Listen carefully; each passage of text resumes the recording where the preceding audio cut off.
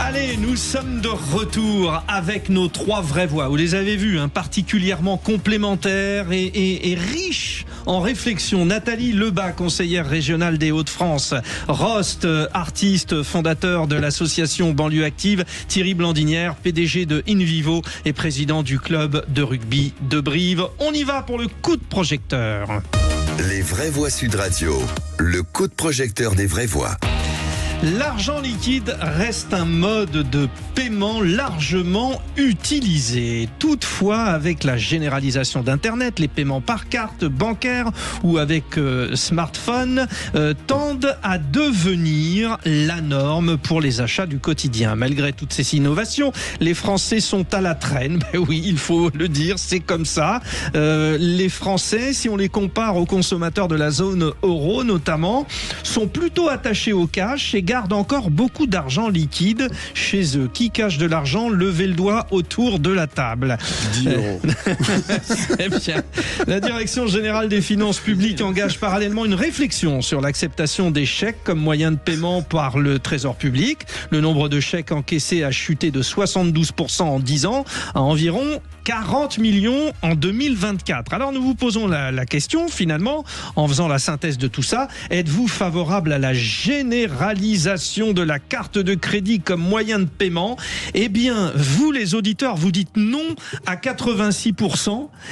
Ça montre bien, et cher Pierre Bosch, donc président de la Confédération des commerçants de France, ça montre bien que les Français sont attachés au cash, au liquide, et ça, c'est bien ça la base de la réflexion, Pierre Bosch.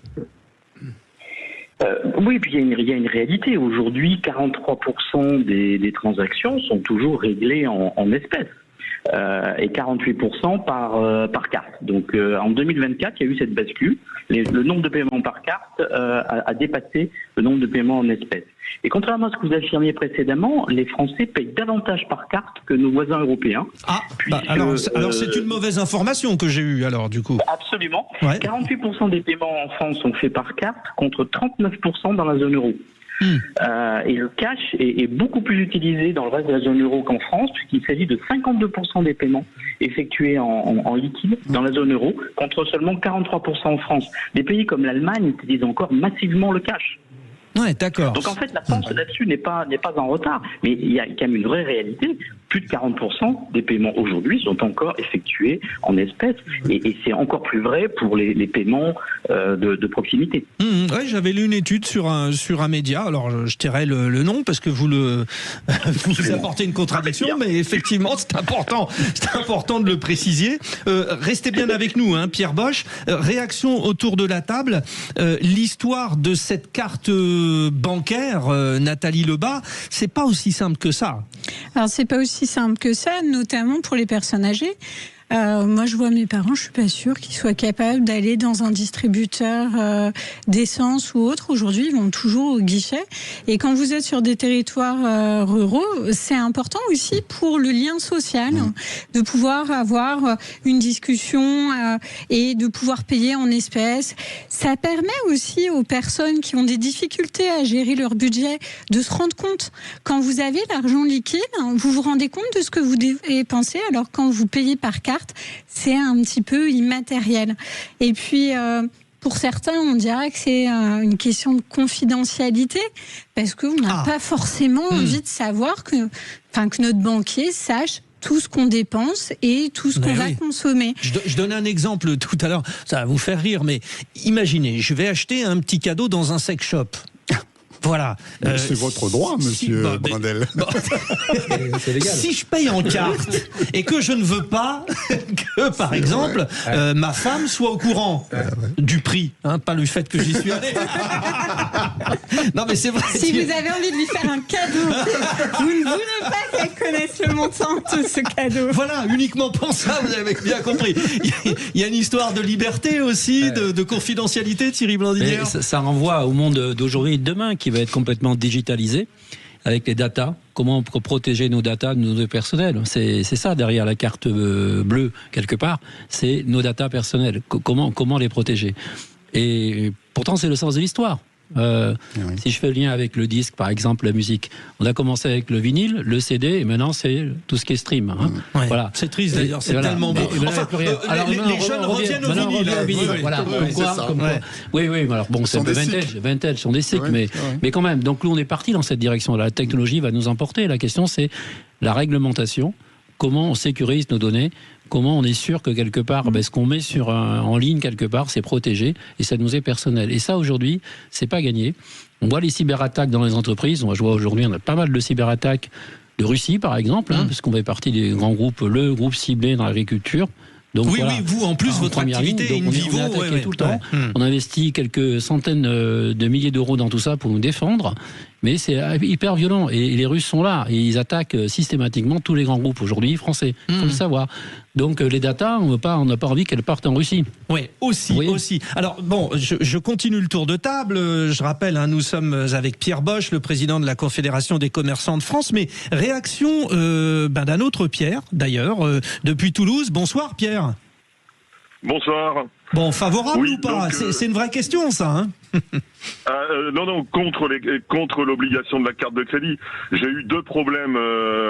Donc, un l'année dernière, enfin, j'étais pas le seul à l'avoir, c'est que tous les clients d'une grande banque française se sont retrouvés pendant une journée avec les cartes bloquées. Ah ouais. Il y avait un bug, on ne pouvait plus payer pendant une journée. Qu'est-ce qu'on fait quand on n'a pas d'argent liquide et que les cartes sont bloquées? Moi, je pensais aux gens qui étaient sur l'autoroute, qui pouvaient pas payer leur essence, ou même au péage, qui pouvaient pas payer. Ça, c'est une chose. Et l'autre chose que j'ai eue il y a 3 ans, une erreur de ma banque m'avait bloqué ma carte de crédit. Donc, mais quand je dis bloqué, c'était bloqué, quoi. Donc j'ai attendu 15 jours avant d'en avoir une nouvelle. Bon, Pierre, vous venez de faire un heureux parce que j'ai eu Rost tout à l'heure avant de préparer l'émission. Il sortait de sa banque, je l'ai jamais vu autant énervé que ça. Mais merci, Pierre, pour cette intervention. Alors, cas concret, je vais confronter ce que Pierre de Toulouse a dit à ce que Pierre Bosch, le président de la Confédération des commerçants de France, vous aussi, vous avez cette problématique du bug, quoi, parce que souvent, moi, je vais au marché, il y a des soucis. Ça, c'est un vrai exemple. Non, vous avez absolument raison. Parfois, la connectivité n'est pas là, et notamment pour les commerçants itinérants. Les marchés en sont un bon exemple, les brocantes, les foires aux antiquaires, etc. Et puis, effectivement, il peut y avoir une panne de réseau. Et c'est tout à fait vrai. C'est pour ça, donc, je pense qu'il ne faut pas opposer les moyens de paiement. Moi, je suis persuadé que le liquide a encore un long avenir devant lui. Et je voulais simplement revenir sur l'aspect data, parce que je pense que c'est un aspect important. Et on ne dit pas assez qu'on a un opérateur souverain en France qui s'appelle CB. Et toutes les transactions qui passent par CB, les datas sont conservées en France. Si vous passez par Visa, par Amex, par Mastercard, par exemple, qui sont des opérateurs américains, vos data, vous ne savez pas où elles circulent. Et en réalité, le consommateur ne maîtrise pas cela, puisque c'est ce qui est piloté par la carte et par le commerçant. Donc votre carte, elle est soit compatible CV, Visa, etc., soit seulement Visa, et vous ne le savez pas forcément, il faut regarder le logo sur la carte. Et il n'y a pas d'obligation à avoir un cologotage CB encore en France. Et puis, c'est le commerçant qui, finalement, sur son TPE, décide quel est le réseau qui sera utilisé par défaut. Donc, CB, Visa et oui. Pour ça que certains font American Express ou pas, par exemple. Voilà. Mais alors, vous dites, CB, c'est une assurance, d'une certaine manière. Une assurance que vos données ne sortent pas de France, et d'autre part, c'est une assurance pour le commerçant d'avoir les commissions les plus basses. Parce qu'accessoirement, les commissions de CB sont nettement plus basses que les commissions des services américains. Thierry Blandinière, sur ce... deux secondes, Pierre Bosch. Oui, le consommateur s'en rend pas compte. Pierre Bosch donc disait quelque chose. Thierry Blandinière, réaction. Je suis entièrement d'accord avec ce que vous disiez. Simplement, le coût, je voulais simplement rebondir là-dessus, c'est le coût quand même de la carte de crédit. Aujourd'hui, c'est aussi un frein à l'utilisation. Donc, il faudrait qu'il y ait quand même des coûts très minimes. Aujourd'hui, ça coûte aujourd'hui. Donc, on peut pas passer simplement à 100% carte de crédit avec un coût pareil. Donc, il y a un enjeu de prestation des banques. Rost, il y a pas mal d'enjeux derrière. Hein. Vous y avez pensé, votre point de vue, chèque. Alors on parle du liquide et des cartes, mais chèque aussi, quoi. Tout cela se réfléchit. Hein. Ils veulent supprimer. Leur objectif, c'est de supprimer le chèque et l'espèce. Bon, voilà, parce qu'ils veulent contrôler tout. Contrôler tout. Quand vous dites qui ? Mais non, mais les politiques, ça fait très longtemps qu'ils veulent. Vous leur en voulez aujourd'hui. Mais non, mais parce que c'est une réalité. Voilà, ils veulent contrôler tout ce qu'on fait. Donc il y a la question de la data. Mais on le dit pas assez. C'est fondamental. Quand j'étais au Conseil économique et social, on avait rendu un rapport là-dessus. Et on ne se rend pas compte. La troisième guerre mondiale aujourd'hui, pour l'instant, c'est la data. Et là, quand vous rentrez en plus, vous voyez, avec tout ce qui se passe avec le développement de l'IA, comme vous savez, j'ai repris mes études cette année. Oui, et bravo pour votre diplôme. Hein. Merci beaucoup, merci. Double master, monsieur, avec mention. Ça va, on n'en rajoute pas, Rost. Et justement, mon mémoire était sur le directeur de cabinet et l'IA. Et avec les questions des data. Les questions des data aujourd'hui, c'est fondamental. Et ce qu'il dit justement sur la question de CB. Pierre Bosch, ouais. Voilà, parce que c'est en France que les choses sont localisées. Et là, on a une sécurité. Parce que même dans les municipalités, par exemple, il y a des gens qui refusent aujourd'hui d'utiliser l'IA, tout simplement parce que les informations sur les questions géopolitiques, sur les questions stratégiques, etc., c'est un vrai problème. Et donc, sur la question des paiements, c'est exactement la même chose. Et puis moi, j'ai pas envie qu'on me suive à la trace de ce que je paye.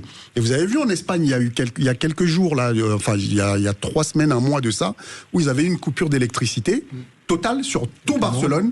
Voilà. Et pendant plusieurs jours, les gens ne pouvaient pas utiliser leur carte bancaire. Bon, alors une nouvelle fois, les 3 vraies voix, vous avez été complémentaires, pertinents. Je vais aller vous chercher sur la dernière partie, avec le regard de Pierre Bosch, qui est celui des chèques, parce qu'on en parle beaucoup ces derniers temps. Qu'est-ce qu'on fait ? On arrête les chèques, Nathalie Lebas, ou pas ? À ce moment-là, vous allez expliquer au médecin comment il va encaisser. La plupart n'ont pas de terminal. Même chose, si vous n'avez pas de chéquier, vous allez comment déposer des arts. Enfin, tout ça va être assez compliqué. Et moi, je voulais quand même... Avec la carte, non ? Ça, tout le monde n'est pas équipé, et notamment dans des petites structures, c'est un coût aussi pour les entreprises. Vous aviez une parenthèse, oui. Quand même rebondir sur ce qu'a dit Rost sur le contrôle. L'idée au départ, c'était de contrôler notamment le trafic de drogue. Moi, je pense qu'en réalité, si les trafiquants, c'est l'idée de Gérald Darmanin. Si les trafiquants souhaitent développer leur business, ils le feront sur le dark web, et il n'y aura pas de sujet d'espèces ou de chèques ou de cartes de crédit.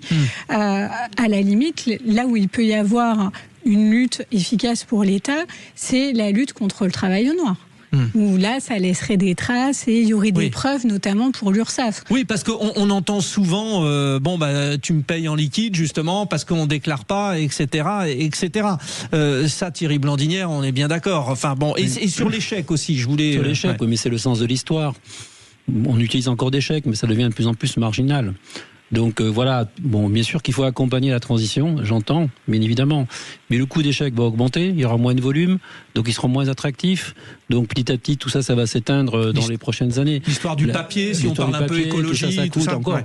Et par contre, le cash est différent, attention. Je parle des chèques par rapport à la carte bleue, au digital, au virement bancaire. Le virement aujourd'hui est quand même assez standard. Et sécurisé. Ça, c'est plutôt avec la clé digitale et tout. Tout est pratique aujourd'hui. Vous voyez bien que ça fonctionne comme ça. Et... un peu trop sécurisé même. Il faut garder ses codes. Je sais, mais il faut les changer. Mais du coup, c'est pas mal. C'est quand même mieux. C'est mieux que si c'était open bar. Hein. Donc quelque part, c'est plutôt pas mal. Donc pour revenir au chèque, non, je pense que c'est un peu la fin de l'histoire. C'est un peu comme le vinyle. Hein. On verra bien. On gardera les derniers. Vous êtes très musique, Thierry Blandinière. Bon. Honnêtement, Pierre Bosch, vous êtes le président de la Confédération des commerçants de France. Les commerçants, ils en ont peur horriblement de ces chèques, les chèques sans provision, les chèques en bois. Oui, vous avez raison. Le chèque a quasiment disparu du commerce. La plupart des commerçants aujourd'hui refusent l'utilisation des chèques. Donc du côté commerce, le chèque, on peut considérer qu'il a quasiment disparu. Par contre, je pense que pour les paiements de factures, il y a un certain nombre de personnes qui ne savent pas faire autrement. C'est pour ça aussi que je pense que le chèque, il a encore quelques années devant lui. Pas dans les commerces, mais pour le paiement de factures depuis le domicile de certains consommateurs qui aujourd'hui ne savent pas faire un virement, ne savent pas faire un prélèvement et payent tout par chèque. Donc la transition, elle se fera, mais elle va être quand même extrêmement lente vis-à-vis d'une certaine population, notamment de personnes âgées. Sur les chèques, Rost, je vous ai pas entendu. Mais c'est pareil, on a les chèques en deux, hein, pas les chèques. Non, mais justement, il y a la question des personnes âgées, mais même les impôts. Il y a plein de gens qui continuent de payer leurs impôts. Je crois que c'est un des postes sur lesquels les gens payent le plus par chèque aujourd'hui. Alors maintenant, oui, justement, mais il y a des pénalités pour celui qui paye en chèque ses impôts, il y a une pénalité. Oui, mais sauf qu'ils en reçoivent encore des dizaines et des dizaines, des centaines de milliers.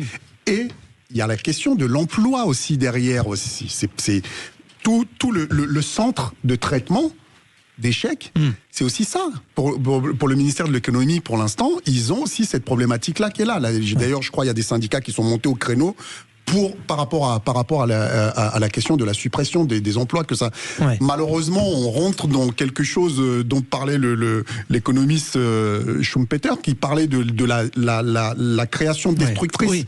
On est dans ce. C'était dans vos études aussi, ça, Schumpeter, parce que j'aime bien. Entre autres, oui, entre autres. Mais c'est vrai qu'il y a tout ce qui arrive aujourd'hui, c'est vrai que ça va forcément changer les choses, ça va détruire des choses et ça va emmener des nouvelles choses et peut-être positifs et d'autres moins positifs. Ouais. Mais... Destruction créatrice. Oui. Ouais. Pour Thierry Blandinière, pour conclure, je fais le tour de la table. La généralisation de la carte bancaire, Thierry, c'est quoi? C'est souhaitable? C'est inenvisageable? Je pense qu'on va la généraliser, qu'on va vers le digital aussi, qu'il y aura demain des applications qui permettront le paiement. Donc ça, c'est le sens de l'histoire. Vous dites oui, forcément. Alors, bien évidemment, on y va droit. Après, il faut accompagner. Les populations qui sont pas à l'aise avec ça, eh bien, il faut les accompagner. Il faut les former. Ouais. C'est la transition. Nathalie Lebas, vous n'êtes pas d'accord? Je ne suis pas d'accord. Je pense que c'est important aussi de le garder. Et concernant le cash, il y a aussi une forme d'histoire. Aujourd'hui, on a des pièces à l'effigie de Simone Veil. Oui, la monnaie. Et ça a aucun sens. Ouais. Rost, anti-carte, Rost, hein, on l'a compris. Non, pas forcément, mais je pense, de toute façon, l'évolution est là, on n'a pas le choix, il faut l'accompagner, tout simplement. Pierre Bosch, président de la Confédération des commerçants de France, vous vous battrez pour conserver et le liquide et la carte? Oui, absolument. Il ne faut quand même pas oublier que 3 millions de Français n'ont pas de carte aujourd'hui et 500 000 Français ne sont pas bancarisés. Donc, tant qu'on n'a pas résolu ce problème, de toute manière, il y aura encore du cash. D'autre part, pour les tout petits paiements, le paiement de votre baguette, le paiement de paquets de cigarettes, aujourd'hui, la réalité, c'est que beaucoup de commerçants ne prennent pas des cartes en dessous, par exemple, de 10 euros. Et ça va continuer parce que derrière, il y a des commissions à payer. Et ça devient très coûteux pour un commerçant d'accepter des petites transactions. Bon, messieurs, dames, on ne peut pas remettre une pièce, on est obligé d'y aller. Merci à vous, cher Pierre Bosch. Merci les trois vraies voix. Quel trio complémentaire. C'est un plaisir. C'était un bonheur Oui, non. Vraiment. Thierry Blandinière, chef d'entreprise, une élue, conseillère régionale, Nathalie Lebas, un artiste, fondateur de l'association Banlieue Active, Rost. Merci à vous trois, monsieur le président de Brive. Allez les brivistes.